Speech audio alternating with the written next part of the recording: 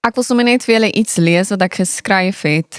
Ja, net gedink, miskien kan dit iets vir iemand beteken. Die naam is God fluister met hakies rondom die luister.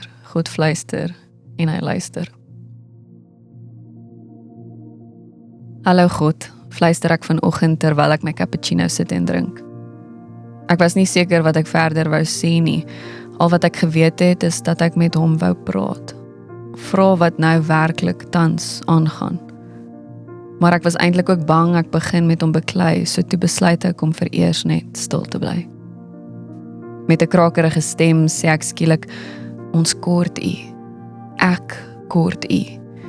En met trane in my oë voel ek hoe ek besig is om beheer te verloor. En toe voel ek hoe breek God my borskas oop. En die trane begin stort. Huil my kind, huil. Daar was niks meer na dit nie.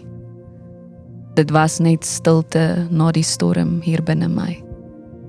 En God. God wat hoor en wat vashou en wat krag gee, sodat ek van my sitplek af kan opstaan om weer te probeer. My God wat luister, ek weet dit, ek bid tot 'n God wat luister. Jy doen ook.